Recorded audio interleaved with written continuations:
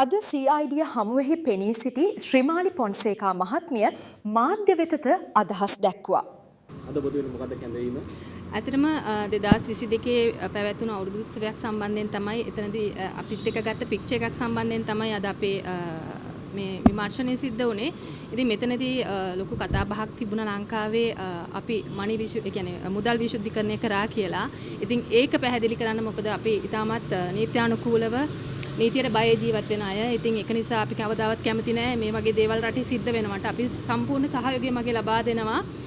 රටේ තියෙන ප්‍රශ්න නැති කරන්න ඒ වගේම මේ නීති විරෝධී දේවල් වලට. ඉතින් ඒක නිසා තමයි මම ඇවිල්ලා මගේ බ්‍රෑන්ඩ් එකේම නැත්නම් මගේ ව්‍යාපාරයට ලොකු පහරක් වෙලා තියෙන මේක මේ අපි මනි ලොන්ඩරින් හරහා තමයි පටන් අරන් තියෙන්නේ කියලා නැහැ. එහෙම නැහැ.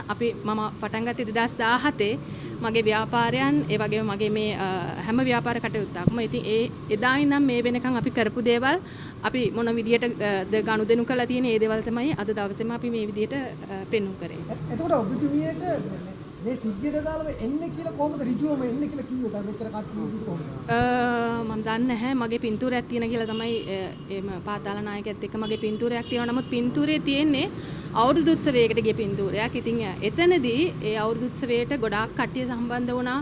ගොඩාක් නළු නිළිය සම්බන්ධ වුණා. මේ පැවැත්වෙන දැන් මේ දවස්වල කතා බහ වෙන ඒ හැමෝමත් සම්බන්ධ වුණා. ඉතින් එතනදී මම හිතන්නේ මම මේ අවුරුදු උත්සවයට ගියේ මගේ වියදමින් මගේ පවුලත් එක්ක. ඉතින් ඒක නිසා ඒ හැම දෙයක්ම මම ඒගොල්ලන්ට ඔප්පු කරා. ඉතින් මට ගොඩක් සතුටුයි. මොකද ලොකු කතා බහක් යනවා මේ වෙනකොට. ඉතින් අපි ගොඩාක් අමාරුවෙන් හදාගත්ත මේ නම ගොඩාක් අය උත්සාහ කරනවා නැති කරන්න. ඉතින් එහෙම කරන්න බෑ. මොකද හේතුව අපි ගොඩක් සාධාරණව ඒ වගේම තාමත් නීත්‍යානුකූලව නීතිගරුකව ජීවත් වෙන අය. ඉතින් ඒක නිසා කවදාවත් වැරද්දක් වෙන්නේ නැහැ කියන එක මම විශ්වාස කරනවා. ඔබතුමේ පද්ම කියන පුද්ගලයාව හැඳිනගෙන හිටියද? නෑ මම කවදාවත් දැනගෙන හිටියේ නෑ. මොකද ඒ අවුරුදු උත්සවයට ලක්ෂ ගාණක් ලංකාවේ ඇවිල්ලා හිටියා. මම පළවෙනි වතාවට තමයි අවුරුදු උත්සවයකට සම්බන්ධ වුණේ. මොකද මම ඩුබායි රටේ ඉගෙන ගත්ත කෙනෙක්. ඩුබායි රටේ වීසා තිබිච්ච කෙනෙක්, රෙසිඩන්ට් වීසා තිබිච්ච කෙනෙක්. ඉතින් එහෙම හිටපු කෙනෙක් ඇත්තටම ඒ වගේ දෙයක් කරයි කියලා හිතන්න අමාරුයි. මොකද හේතුව ගොඩාක් අය කියලා තිබ්බා මම හැමතිස්සෙම ඩුබායි යන්නේ මේගොල්ලන්ව හම්බ වෙන්න කියලා නැහැ. මම 2001 ඉඳලා ඩුබායි යනවා. මොකද හේතුව ඩුබායි රට මගේ දෙවනි ගෙදර වගේ. මොකද හේතුව එහෙ මගේ ව්‍යාපාරයක් තියෙනවා. ඒ වගේම මම එහෙ ඉගෙන ගත්ත නිසා මම ඩුබායි යනවා. ඉතින් මම හිතන්නේ මේ හැම දෙයක්ම ඉතාමත් හොඳින් මම පැහැදිලි කරලා දුන්නා. ඉතින් ගොඩක් සතුටුයි. මේ හරහා මගේ නම කැත වෙච්ච එක නැති වෙයි කියලා මම විශ්වාස කරනවා. ඔබතුමේ ව්‍යාපාර ගැන ප්‍රශ්න කරාද CID එකේ?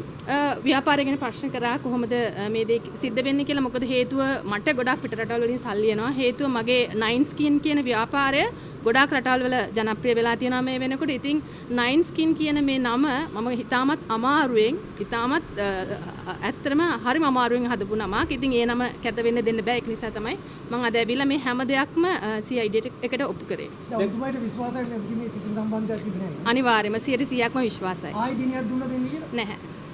දැන් ඔබතුමියත් එක්ක මේ තවත් රංගන ශිල්පියෝ කිහිප දෙනෙක්ගේ නම් ගෑවෙනවනේ. ඔවුනුත් මේ අවුරුද්දට සහභාගී වුණා. ඔව් මේ හැම කෙනෙක්ම අවුරුදු උත්සවයට සහභාගී වෙච්ච අය. ඇත්තටම එතන ඒ පින්තූරෙත් මං ගාව තියෙනවා. මම මගේ සෝෂල් මීඩියා වල දාන්නම්. ඒ වගේම මට කියන්න තියෙන්නේ අපේ රටේ දුවදරුව බලන් ඉන්නවා නම් කවදාවත් නීත්‍යානුකූල නොවන දේවල් හරහා සල්ලි හම්බ කරන්න එපා. මොකද මම ඒක විශ්වාස කරන දෙයක්. මම කතෝලික කෙනෙක් වුණාට මම බුදුදහම ගැන ගොඩක් විශ්වාස කරන කෙනෙක්. කර්මය කියන දේ ගොඩක් විශ්වාස කරන කෙනෙක්. ඒක නිසා කවදාවත් වැරදි දෙයක් කරන්න එපා. වැරදි දෙයක් කළා අපිට කවදාවත් නිදහසේ නිදා ගන්න බෑ. ඉතින් කොච්චර අපි සල්ලි හම්බ කරත් වැඩක් නැහැ. අපිට නිදහසේ නිදා ගන්න බෑ. ඒක නිසා අසාධාරණම හොයන්න එපා. නීති විරෝධීව කොහොමත් හොයන්න එපා කියලා මම අපේ කුඩා දරුවන්ගෙන් ඉල්ලා සිටිනවා. දැන් මේ ෆොටෝ එක ගහන වෙලේ දැනගෙන හිටියද මේ පද්ම කියලා? නැහැ මම දැනගෙන හිටියේ නැහැ. ඇත්තටම මම දැනගෙන හිටියේ. තනියෙනුත් මට ෆොටෝ එක පෙන්නුවේ නැහැ. තනියෙන්නේ මෙතන ගොඩාක් අය හිටියා. මොකද ඔයගොල්ලෝ දන්නවා අවුරුදු උත්සවයක් කරනවාම ලංකාවේ වුණත් ගොඩාක් අය සහභාගී වෙනවා. ඉතින් එහෙ ගොඩාක් අයට කියන්නේ අපි මට මතක නැහැ කොච්චර ප්‍රමාණයක් හිටියද කියලා. ඉතින් එතන ගොඩාක් අය ඇවිල්ලා අපිත් එක්ක පින්තූර ගත්තා. ඉතින් ඒ හතරේ තමයි ඉඳලා තියෙන්නේ. ඉතින් අපිට ඒකට කරන්න දෙයක් නැහැ. අපි කාටවත් බැහැ කියන්නේ. අනිත් එක ඒ වෙනකොට මම දැනගෙන හිටියෙත් නැහැ කවුද මේ පුද්ගලයා කියන එක. ඒක නිසා ඇත්තටම මම හිතනවා මම අද ඇවිල්ලා මම වෙනුවෙන් ලොකු දෙයක් කරා කියලා. ඔබතුමිට උදව් කරන්නේ මදුල නැහැ කවුරුත්? ඒ කිව්වේ? ඒ කියන්නේ ඒ පුද්ගලයන් උදව් කරන්නේ නෑ කවදාවත් මට එහෙම උදව් කරන්න. එහෙම ඇත්තට මට උදව් අවශ්‍ය නැහැ. මගේ ශාස්ත්‍රය ගැන ගොඩක් ඉගෙන ගත්ත කෙනෙක් වගේම මම මුල ඉඳන්ම මගේ දේවල් හොඳින් කරගෙන හොඳ ආර්ථික මට්ටමක ආපු කෙනෙක් විදිහට මට අවශ්‍යතාවයක් තිබුණේ නැහැ කිසිම කෙනෙකුගේ උදව්වක් ලබා ගන්න. ෆොටෝ ගන්නකොට පරිස්සම් වෙනවද ඊට පස්සේ? අනිවාර්යයෙන්ම. ඇත්තටම අවුරුදු උත්සවවලට යනකොට ගොඩක් පරිස්සම් වෙන්න ඕනේ කියලා මම මගේ කියන්නේ කලා ශිල්පිනියන්ගෙන් ඉල්ලා සිටිනවා. මොකද අපි දන්නේ නැහැනේ මේ දේවල් කවුද ස්පොන්සර් කරන්නේ කියලා.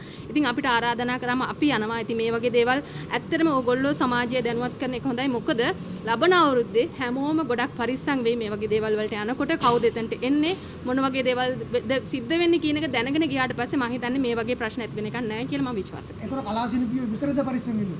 නැහැ ඇත්තටම හැමෝම පරිස්සම් වෙන්න ඕනේ. නමුත් අපි කලා ශිල්පියෝගේ නම් තමයි ඉස්සරහට එන්නේ. අපි මම එච්චර ප්‍රසිද්ධ කෙනෙක් නෙමෙයි මම සාමාන්‍ය කෙනෙක්. නමුත් අපි දැන් ඇත්තට මම අද වෙනකොට ප්‍රසිද්ධ වෙලා තිනවා මේ දේ නිසා. මොකද අපි කොච්චර හොඳ කරත් අපිට ප්‍රසිද්ධ වෙන්න බෑ කියන එක මම දන්නවා. ඒ වගේම දෙයක් කියනවනම් මම කවදාවත් නෙගටිව් මාකටිං කරලා ප්‍රසිද්ධ වෙච්ච කෙනෙක් නෙමෙයි. නමුත් මේ නෙගටිව් මාකටිං එකේ මම හිතන්නේ ලොකු ප්‍රසිද්ධියක් ලබා දුන්නා. නමුත් මම හැමෝගෙම ඉල්ලා සිටින්නේ ඕගොල්ලෝ කමෙන්ට්ස් දානකොට එහෙම නැත්නම් යම් කිසි පෝස්ට් එකක් දානකොට පරිස්සම් වෙන්න. මොකද අපි අපේ නම හදාගන්නේ ගොඩාක් අමාරුයි. නමුත් මේ නම දවස් දෙකකින් නැති වෙලා ගියා. නමුත් ඒක මං සිද්ධ වෙන්න ඉඩ දෙන්නේ නැහැ. මොකද මම ගොඩක් ශක්තිමත් කෙනෙක්. ඉතින් මං හිතනවා මට වගේම අනිත් අයටත් එහෙම අසාධාරණයක් නොකර හැමෝම හරි දේ බලලා ඕගොල්ලන්ගේ ඒ කමෙන්ට්ස් එහෙම නැත්නම් ඕගොල්ලන්ගේ පෝස්ට් දානවා නම් අපිට ඉස්සරහට හොඳට ලස්සන රටක් විදියට ලස්සන ජනතාවක් විදියට ඉදිරියට යන්න පුළුවන් වෙයි කියලා. දුරකථන සංවාද තියෙනවා කියලා කිව්වද? එහෙම නැහැ. නැහැ. ඒ කිසි දෙයක් නැහැ. මොකද මම ඒකම දන්නේ නැහැ. කිසි කෙනෙක්ව දන්නේ නැහැ. අනිත් එක එහෙම නොදන්න අයත් එක්ක මම කතාවට යන්නෙත් නැහැ. ඒක නිසා මට ලොකු විශ්වාසයක් තියෙනවා මේ හැම දෙයක්ම හොඳින් සිද්ධ වෙයි කියලා. ඒ වගේම මගේ 9 ස්කින් නිෂ්පාදන ඕගොල්ලෝ බය නැතුව පාවිච්චි කරන්න කියලාත් මම ඉල්ලා සිටිනවා. ඒක නම් මාකටිං නැද්ද මොකද? මත්නේ පාවිච්චි කරේ ඒක වෙන්නද? නෑ මම හිතන්නේ ආ පාවිච්චි කරන්නේ නැති වෙන මොනවා හරි. මොකද මම දන්නේ අපි ඩුබායි වල මට ඒජන්ට් කෙනෙක් ඉන්නවා. අපි ඩුබායි වලට ගොඩාක් යවනවා. ඒගොල්ලෝ පාවිච්චි කරත් දන්නේ නැහැ. මොකද ලස්සන වෙලා ඉන්නවයි කියලා මම ෆොටෝස් වල දැක්කා. ඉතින් ඒකින්ද මම දන්නේ නැහැ. හැබැයි මම ඔයගොල්ලෝ හැමෝටම ආරාධනා කරන ඕගලන්ටත් මේ 9 ස්කින් ගාලා ලස්සන වෙන්න කියලා. ඒ කියන්නේ පද්මේ හින්දා ඔබතුමේ ප්‍රශ්නයක් වෙන්නේ නැති වෙයිනේ. නෑ අනිවාර්යෙන්ම නෑ. 100% විශ්වාසයි. හරි thank you.